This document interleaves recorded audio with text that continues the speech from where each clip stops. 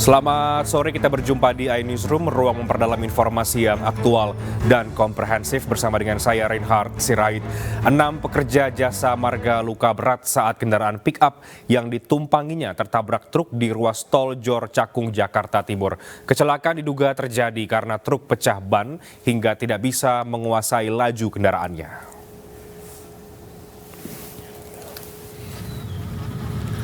Kecelakaan berawal saat truk kontainer yang melaju dari arah Bekasi menuju ke Tanjung Priok pecah ban hingga pengemudi kehilangan kendali. Truk kemudian menabrak mobil pick-up berisi pekerja jasa marga yang berada di pinggir tol. 6 orang pekerja yang masih ada di atas mobil pick-up terpental, sementara mobil pick-up rusak dan hancur, terseret dan tabrak beton pembatas tol. Korban langsung dievakuasi ke rumah sakit terdekat, sementara truk dan mobil pick-up milik jasa marga langsung dievakuasi oleh petugas.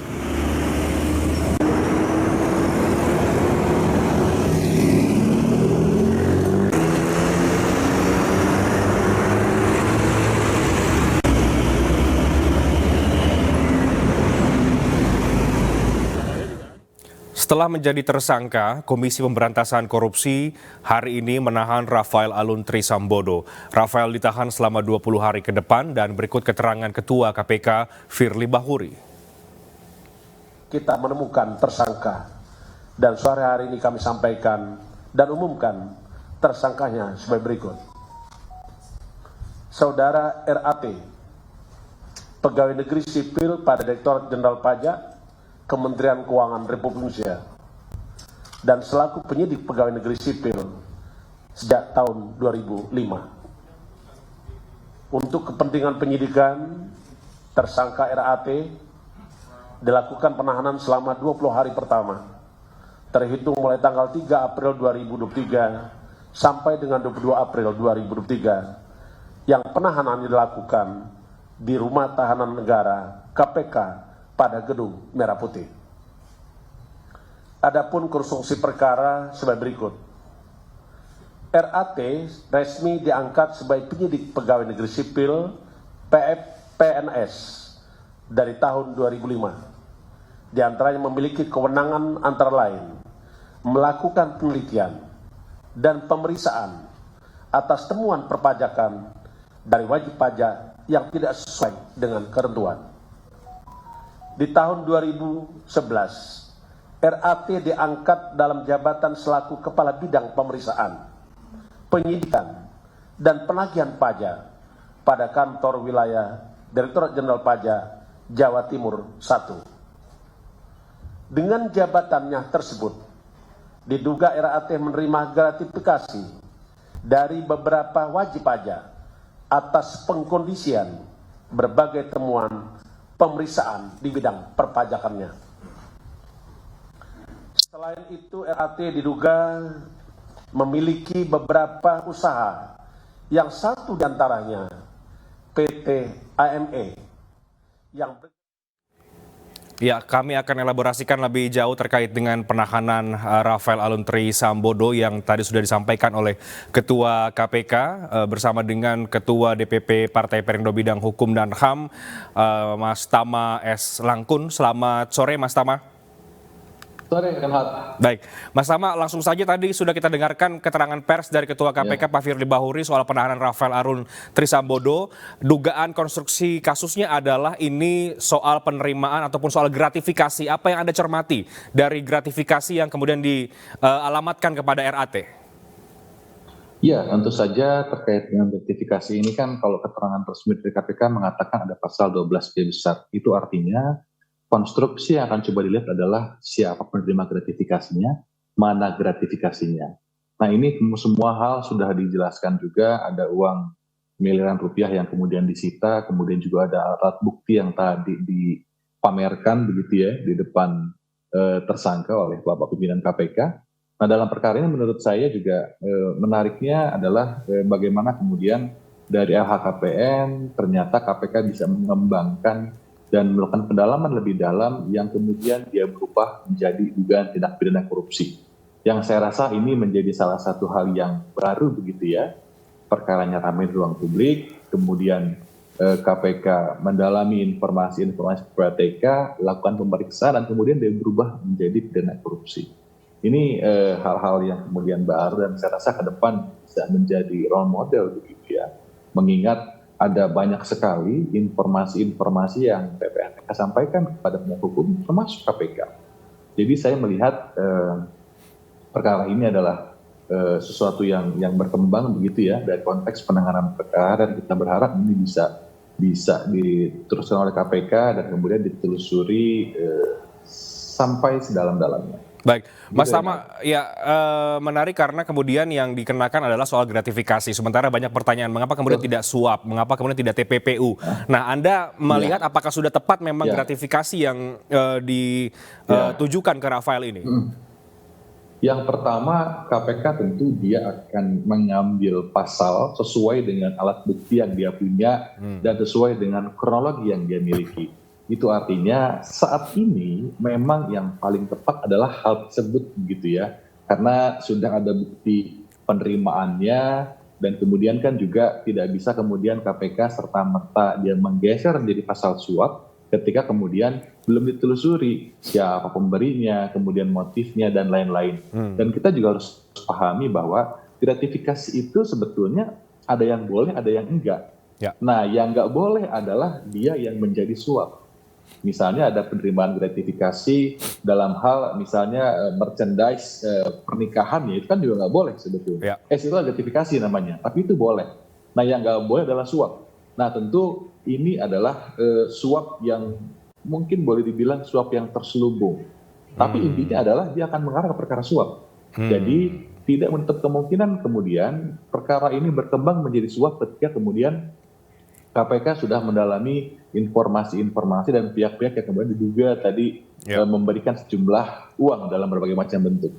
Itu yang pertama. Yang kedua juga tidak menutup kemungkinan kemudian ketika ada yang namanya gratifikasi, ada suap, dan kemudian dia menelusuri asal-usul kejahatan tadi menjadi TPU. Jadi kemungkinan masih besar sekali mengingat ini masih dalam ranah penyidikan, begitu Renhat. Oke, jadi tapi sekarang yang kemudian mungkin atas pertimbangan KPK punya alat buktinya adalah masih tahap gratifikasi, tapi ini kemudian masih bisa saja berkembang.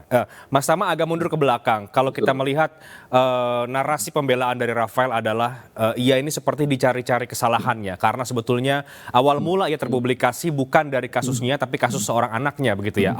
Apa yang Mas Tama lihat dari pembelaan yang kemudian disampaikan Rafael ini, bahwa ia merasa ia dicari-cari kesalahannya sehingga mungkin kemudian proses penetapan tersangkanya juga kita lihat ini memakan waktu yang cukup lama di KPK. Bahkan dia merasa ini karena tekanan publik. Yang pertama kita harus meletakkan itu sebagai sebuah hak. Jadi silahkan aja kuasa hukum kemudian tersangka melakukan pembelaan. Tetapi kan kemudian kita bicara soal hukum, law is everything about evidence. Jadi bukti-bukti yang ada tentu tidak bisa mengingkari perbuatan yang terjadi. Nah dalam pandangan saya tentu saja hal itu boleh disampaikan oleh biasa kuasa hukum maupun pihak dari tersangka itu sendiri. Nah tetapi kan kemudian KPK tentu bertindak dari adanya alat bukti, kemudian adanya informasi-informasi, kronologi, bahkan keterangan-keterangan lainnya yang kemudian bisa dianggap sebagai alat bukti yang dikatakan cukup. Nah, dalam peristiwa hari ini kan KPK sudah sampaikan juga, dia sudah punya informasinya, dia sudah pemeriksaan terhadap tersangka dan kemudian juga sudah melakukan beberapa penyitaan. Jadi saya rasa apapun yang terjadi saat ini adalah dasarnya adalah hukum dan ini adalah soal penegakan hukum. Mas Tama, apakah ini masih mungkin ada tersangka lain? Karena tentu kalau ia menerima gratifikasi, ada pihak yang memberikan gratifikasi, ada kemudian juga wajib-wajib pajak yang mengkondisikan yang tadi disampaikan oleh Ketua KPK? Betul. Intinya adalah ketika gratifikasi itu sudah menjadi tiket ya, artinya tanpa ada pemberi, tanpa ada penetapan tersangka kepada pemberi, maka KPK bisa jalan terus. Tapi dalam perkembangannya tentu saja KPK tidak bisa tutup mata karena kalau bicara soal suap maka ada beberapa komponen yang dikejar. Yang pertama adalah siapa yang menerima, siapa yang memberi, mana niat jahatnya dan mana janjinya.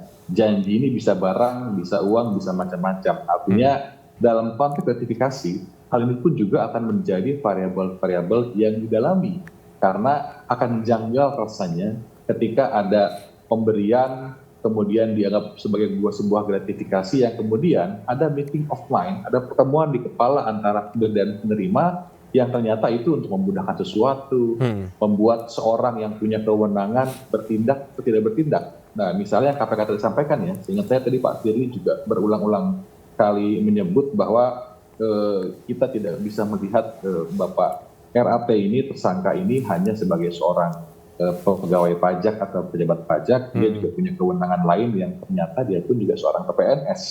Yang itu artinya kalau kita merujuk pada undang-undang pemerintahan yang bersih dan bebas dari KKN, penyelenggaraan negara yang bersih dan bebas dari KKN, maka penyidik adalah salah satu penyelenggara negara.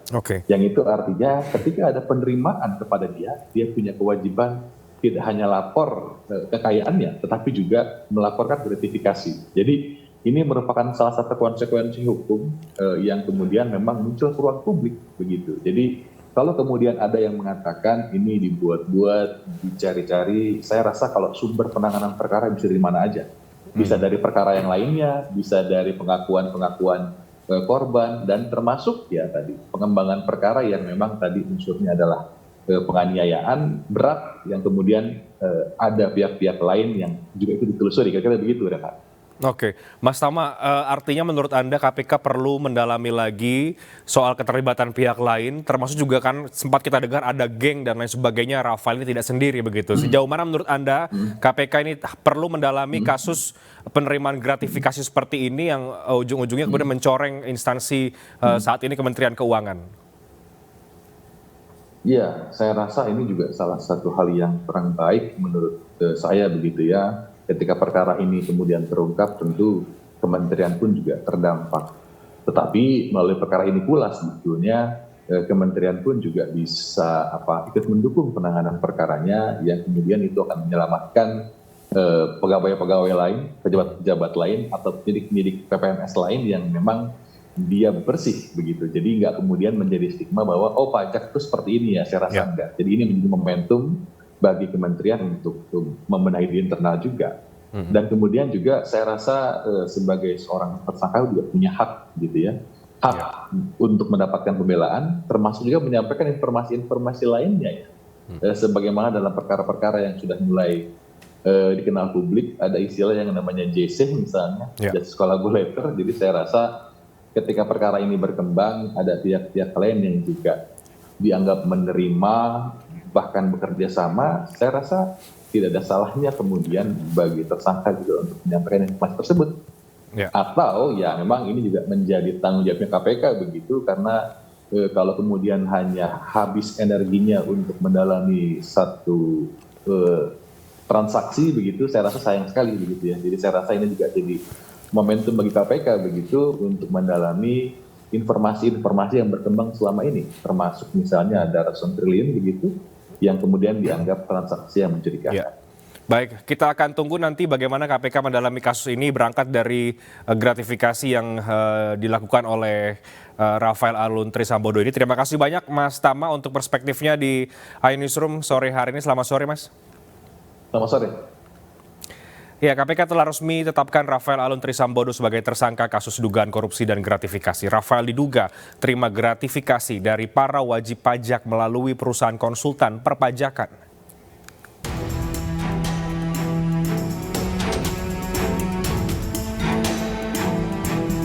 Sebelum ditetapkan sebagai tersangka, KPK telah memeriksa Rafael sebanyak 2 kali, pada tanggal 1 Maret dan 24 Maret 2023.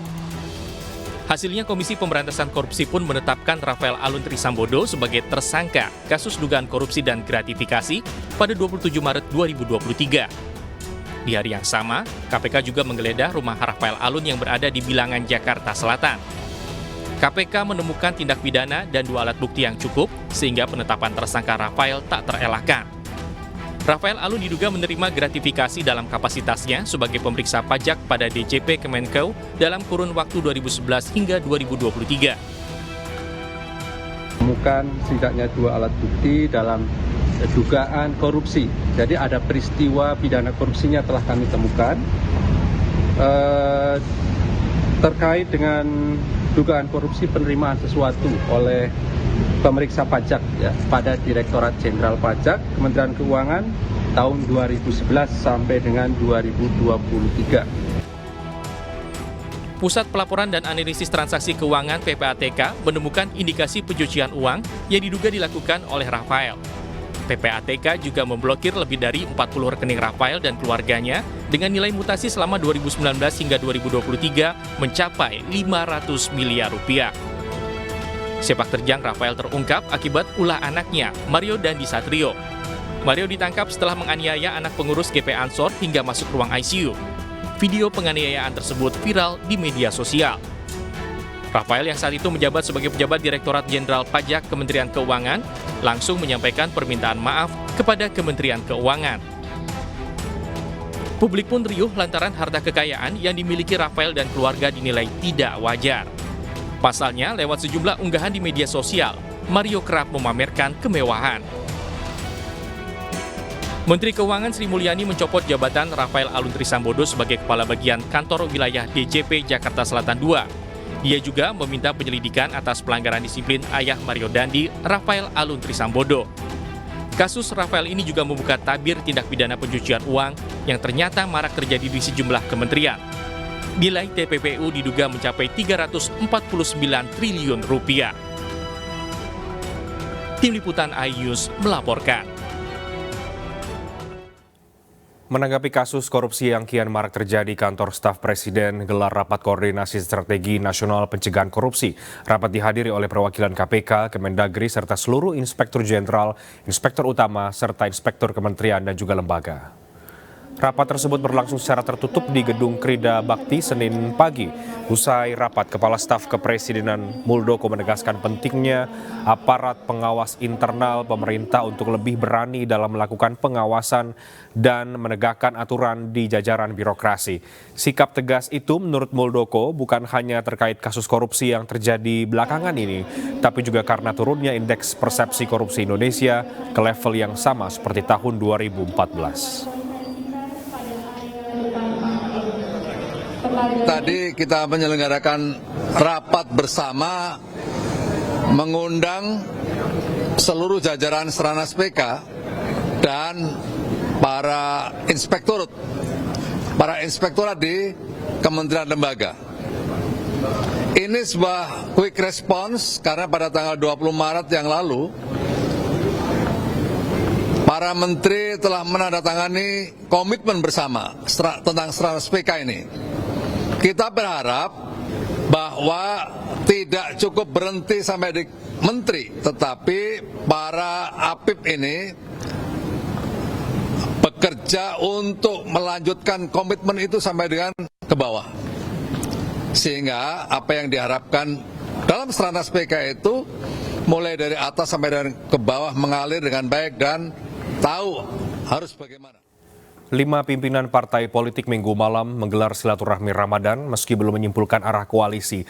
Pertemuan membuka peluang koalisi besar antara Koalisi Indonesia Bersatu dan Koalisi Kebangkitan Indonesia Raya.